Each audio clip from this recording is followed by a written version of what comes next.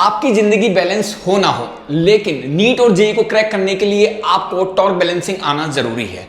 तो कैसे करें सर टॉर्क बैलेंस, आइए सीखते हैं। हाँ तो बच्चों, आपको सामने एक रॉड दिख रही होगी जिसकी लेंथ L है और इसका मास जो है बच्चों वो M है।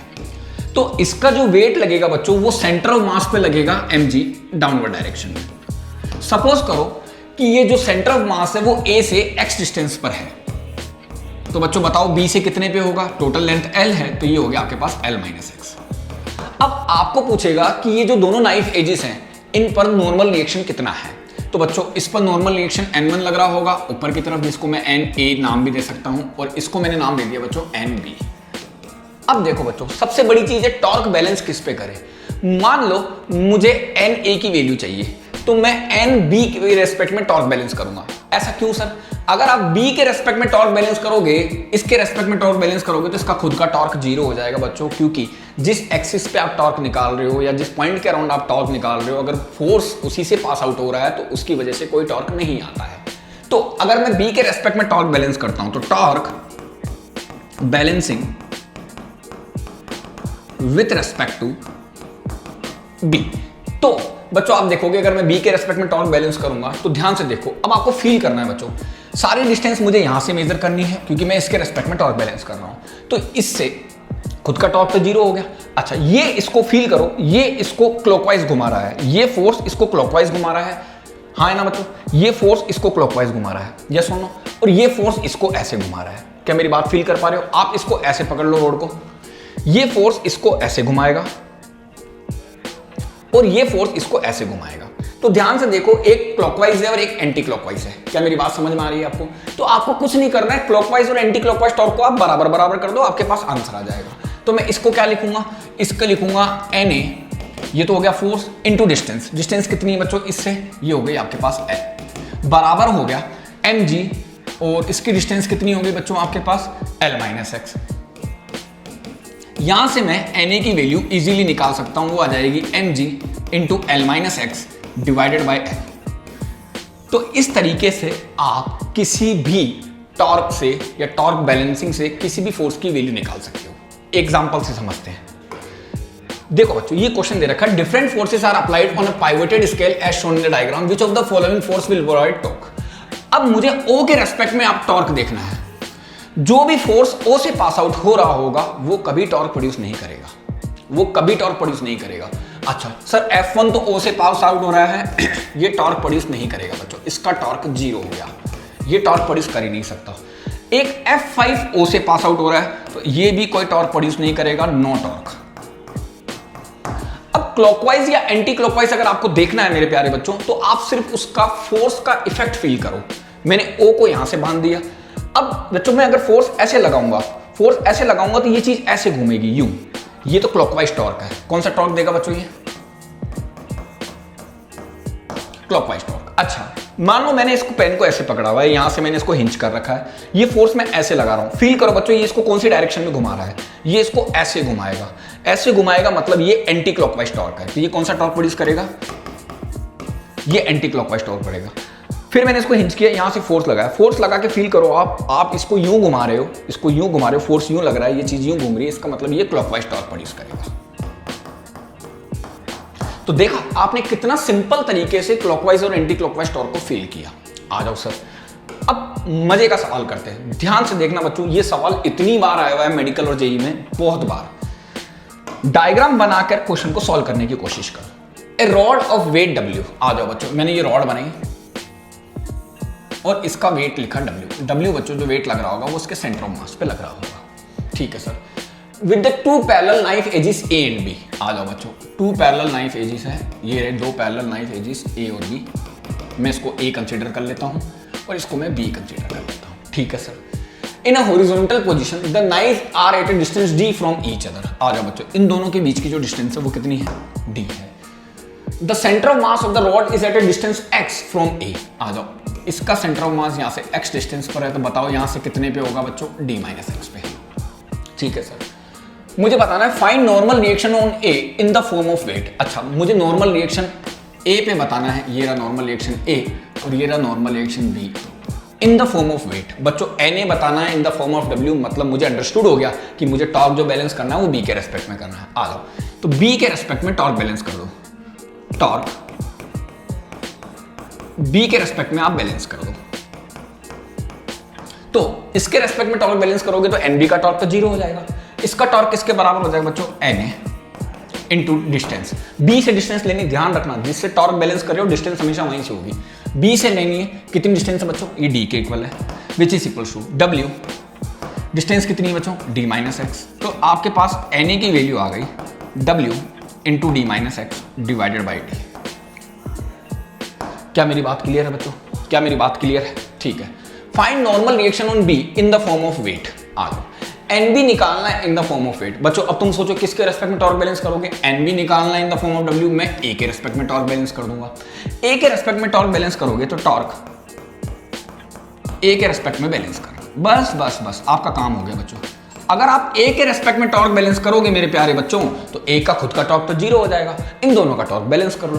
तो अब डिस्टेंस A से लेनी है, गलती मत करना, डिस्टेंस A से लेनी है। तो W की डिस्टेंस कितनी हो गई? X, तो मैं लिखूंगा W into x is equal to NB की डिस्टेंस कितनी हो गई? D, तो ये लिख दिया मैंने NB इंटू D। फटाफट से सोल्व करा, NB की वैल्यू आ गई W into x divided by D। ये दूसरा क्वेश्चन सॉल्व हो गया। तीसरा सवाल, आप कितने भी क्वेश्चन कर बना सकते हो एक क्वेश्चन में से। Find Na in the form of NB। Na निकालना है in the form of NB। दिमाग लगाओ, अब किसके रेस्पेक्ट में टॉर्क बैलेंस करूं? सर सीधी सी बात है, वेट के रेस्पेक्ट में टॉर्क बैलेंस कर दो। खुद के रेस्पेक्ट में खुद का टॉर्क हमेशा 0 मिलेगा। आ जाओ, अब सारी डिस्टेंस यहां से मेजर करनी है, तो क्या लिखूंगा मेरे प्यारे बच्चों? Na इंटू एक्स बराबर हो जाएगा NB into D minus x. तो find the value of Na मुझे फाइंड करना है, Na को यहीं रखूंगा, तो ये बन जाएगा NB into D minus X divided by x. ये लो बच्चों, तीसरा सवाल सोल्व हो गया। Find the ratio of Na और W। आ जाओ बच्चों, कौन सा ऐसा फॉर्मूला दिख रहा है जिसमें Na और W है? बच्चों ये रहा, W को नीचे ले जाऊंगा, Na बाई W का रेशियो आ गया। Find the ratio of NB and W। आ जाओ, कौन सा फॉर्मूला ऐसा दिख रहा है जिसमें NB और W निकाला? बच्चों ये रहा, NB by W निकलूंगा, X by D आ जाएगा। कोई सा भी सवाल सोल्व कर सकते हो यार आप, आपको जो चाहिए उसके रेस्पेक्ट में टॉर्क बैलेंस नहीं करना है, बाकी आप किसी के भी रेस्पेक्ट में टॉर्क बैलेंस करो, आपका आंसर रेडी है। आ जाओ बच्चों, जैसे ये क्वेश्चन दिख रहा है बच्चों, मुझे सवाल मैं अगर बनाना चाहूं तो मैं इसमें से ये बनाऊंगा। ये SC वर्मा की बुक का क्वेश्चन है, काफी अच्छा सवाल है। मुझे ये पूछा है कि O के रेस्पेक्ट में टॉर्क बताओ कितना है। तो find torque with respect to O के रेस्पेक्ट में टॉर्क बताना है मुझे कितना है। तो बच्चों क्या करूं मैं? ध्यान से देखो, थोड़ा दिमाग लगाओ बच्चों। दिमाग कैसे लगाएं सर? देखिए, ये रहा बच्चों O के रेस्पेक्ट में मुझे टॉर्क बताना है। ध्यान से देखो, मेरे पास दो ही टॉर्क आ सकते हैं, एक तो एंटी क्लॉकवाइज, एक क्लॉकवाइज, और तीसरा नो टॉर्क। बस तीन ही चीज हो सकती है, या तो वो एंटी क्लॉकवाइज घूमेगा, या क्लॉकवाइज घूमेगा, या वो घूमेगा ही नहीं। अब आ जाओ बच्चों, ध्यान से देखो, जो फोर्स O से पास आउट हो रहा होगा वो कभी भी टॉर्क प्रोड्यूस करेगा ही नहीं। तो जरा ध्यान से देखो, कौन सा फोर्स O से पास आउट हो रहा है? सर एक तो 6 न्यूटन O से पास आउट हो रहा है, तो 6 न्यूटन से कोई टॉर्क प्रोड्यूस नहीं होगा, 6 न्यूटन से कोई टॉर्क प्रोड्यूस नहीं होगा। क्या मेरी बात क्लियर है? बहुत अच्छी बात है सर। 4 न्यूटन देखो बच्चों कैसे घुमा रहा है, मैंने O को हिंच किया, 4 न्यूटन का फोर्स ऐसे लगा रहा हूं, ऐसे देखो, आप खुद फील करो रॉड कहां घूम रही है, ऐसे फोर्स लगा रहा हूं, तो ये घूम रही है बच्चों यूं। इसको क्या बोलते हैं बच्चों? Anti clockwise torque. तो 4 न्यूटन का फोर्स एंटी क्लॉकवाइज टॉर्क देगा। तो 4 न्यूटन का फोर्स इंटू डिस्टेंस कितनी है बच्चों? 20 सेंटीमीटर। सेंटीमीटर में नहीं बच्चों, मीटर में रखना है। 5 टाइम कैंसिल आउट करा, 4/5 that means 0.8 newton into metre का एंटी क्लॉकवाइज टॉर्क आ गया। अच्छा बच्चों, ये निपट गया और ये भी निपट। आ जाओ 9 न्यूटन, फील करो बच्चों, यहां से इसको फिक्स कर रखा है, 9 न्यूटन का फोर्स लगाओ, खुद देखो रोड कहां घूम रही है बच्चों, ये क्लॉकवाइज घूम रही है, इसका मतलब ये वाला फोर्स क्लॉकवाइज टॉर्क देगा। आ जाओ क्लॉकवाइज वाले में काउंट करो उसको, क्या लिखूंगा बच्चों? 9, 20 सेंटीमीटर की जगह लिख दूंगा 20/100। ये 5 टाइम्स कट गया बच्चों, इसका मतलब ये आ गया 9/5 न्यूटन इंटू मीटर। क्या मेरी बात क्लियर है? अगर मैं इसको कैंसिल आउट करूंगा, ये आएगा 1.8 न्यूटन इंटू मीटर। समझते? ये भी हो गया, ये भी हो गया, ये भी हो गया। आ जाओ बच्चों, इस फोर्स की एक दिक्कत है, ये 30 डिग्री पर है, तो आपको इसको वेक्टर को आगे बढ़ाना पड़ेगा। तो मैंने ये 8 न्यूटन आगे बढ़ाया, ठीक है। अगर ये एंगल हॉरिजॉन्टल से 30 है, ध्यान से सुनना मेरी बात को, वेक्टर को आगे पैरेलल डिस्प्लेस करने पर कोई फर्क नहीं पड़ता। अगर एंगल हॉरिजॉन्टल से 30 है तो आगे भी 30 ही बनेगा मेरे प्यारे बच्चों। तो इसके दो कंपोनेंट होंगे, एक तो बनेगा 8 cos 30। सर कैसे किया बच्चों, जहां बेस वहां कोस, जहां परपेंडिकुलर वहां साइन। ये तो बेस बन गया तो ये कॉस हो गया और ये बन गया 8 sin 30 डिग्री। क्या मेरी बात क्लियर है? अब बच्चों 8 cos 30 तो ओ से ही पास आउट हो रहा है, 8 cos 30 तो ओ से ही पास आउट हो रहा है, इसका मतलब इसकी वजह से कोई टॉर्क नहीं आएगा। तो बच्चों नो टॉर्क मिला आपको 8 cos 30 से।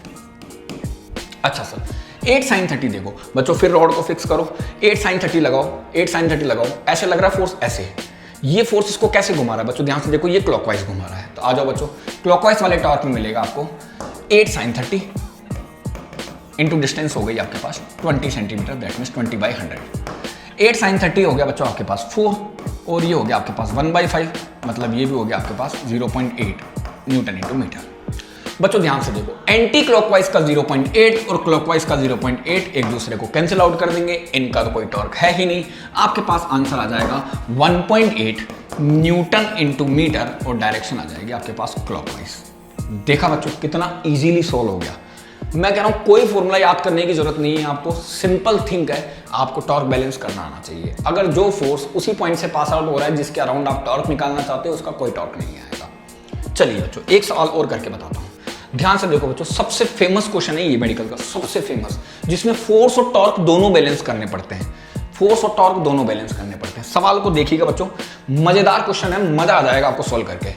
ए uniform rod of weight 20 kg, ध्यान से देखो बच्चों, रॉड का वेट 20 kg है। आ जाओ बच्चों, मान लो रॉड की लेंथ जो है वो L गिवन है, तो इसके सेंटर ऑफ मास पे इसका वेट लग रहा होगा, 20 kg का वेट होता है मेरे बच्चों 200 न्यूटन, और वो लग रहा होगा मेरे प्यारे बच्चों L/2 पर। ठीक है sir, with the help of 2 threads it also support A 40 kg mass. 40 kg मास का जो वेट लग रहा होगा वो लग रहा होगा 400 न्यूटन। ठीक है, और ये यहाँ से L/4 डिस्टेंस पर है। अच्छा, ये L/2 है, और अगर ये L/4 है तो बच्चों ये भी आपके पास L/4 होगा, और ये आपके पास L/2 हो जाएगा। ये तो सिंपल सी मैथ्स है बच्चों। ठीक है, find the tension develop in the each thread. आ जाओ, सबसे पहले फोर्स बैलेंस करो। आ जाओ बच्चों, ये मान लो T1 ऊपर, या TA लिख देता हूँ, इसको लिख देता हूँ मैं TB। फोर्स बैलेंस करो। अगर रॉड नहीं चल रही है, मतलब ऊपर का फोर्स और नीचे का फोर्स बराबर बराबर है बच्चों, तो दोनों ऊपर फोर्स कितने लग रहे हैं, TA प्लस TB बराबर डाउनवर्ड फोर्स कितना है, 400 इसका 200 इसका, that means 600 Newton. Equation number 1 बना लिया। ठीक है, अब आप चाहो जिसके रेस्पेक्ट में टॉर्क बैलेंस कर लो। कैसे सर? अगर ए के रेस्पेक्ट में फोर्स बैलेंस करता हूं या टॉर्क बैलेंस करता हूं तो मेरे पास टीबी की वैल्यू आ जाएगी, टीबी की वैल्यू इस इक्वेशन में डाल दूंगा, टीए आ जाएगा। बी के रेस्पेक्ट में टॉर्क बैलेंस करता हूं तो मेरे पास टीए आ जाएगा, टीए की वैल्यू इस इक्वेशन में डाल दूंगा, टीबी आ जाएगा। चाहो जिसके रेस्पेक्ट में कर लो, यहां तो खुल छूट है। आ जाओ बच्चों, मान लो मैं करता हूं ए के रेस्पेक्ट में बैलेंस करता हूं, ए के रेस्पेक्ट में बैलेंस करो बच्चों। ए के रेस्पेक्ट में बैलेंस करूंगा तो टीए का कोई टॉर्क नहीं आएगा। अच्छा, इसका टॉर्क और इसका टॉर्क, तीन का टॉर्क आएगा। अब बच्चों ध्यान से देखो, मैंने अगर ए के रेस्पेक्ट में इसको फिक्स किया है तो ये वाला तो घुमाएगा इसको ऊपर, फील करो, ये वाला घुमाएगा इसको ऊपर, और ये दोनों मिलके घुमाएंगे बच्चों नीचे। तो जो ऊपर का टॉर्क होगा वो इन दोनों के नीचे के टॉर्क के बराबर हो जाएगा। आ जाओ बच्चों, डिस्टेंस ए से लेनी है तो 400 इंटू L/4 प्लस 200, 400 ये रहा डिस्टेंस L/4, 200 ये रहा डिस्टेंस L/2। वो किसके इक्वल हो जाएगा बच्चों, TB इंटू ए से डिस्टेंस। ए से डिस्टेंस कितनी है बच्चों, बी की, ये L डिस्टेंस पे रखा हुआ है तो ये रख दिया आपने L। सिंपली करो बच्चों, L तो कैंसिल आउट हो जाएगा। ये कितना बन गया बच्चों आपके पास 100, ये भी बन गया आपके पास 100 इज इक्वल टू TB, और TB की वैल्यू आ गई आपके पास 200 न्यूटन के इक्वल। क्या मेरी बात क्लियर है? दोनों का सम 600 है। एक अगर 200 है तो बताओ दूसरा कितना होगा? सर दूसरा 400 हो जाएगा, तभी दोनों का सम 600 होगा। तो टीए की वैल्यू आ गई बच्चों आपके पास 400 न्यूटन। तो देखा बच्चों, मैंने तीनों एग्जांपल करके बता दिया आपको कितना इजीली तरीके से आप टॉर्क बैलेंस कर सकते हो। तो इस वीडियो को लाइक करें, शेयर करें, हमारे चैनल को सब्सक्राइब करें, और बच्चों इंपॉर्टेंट टॉपिक मिस ना हो इसलिए बेल आइकन को प्रेस करें। Thank you.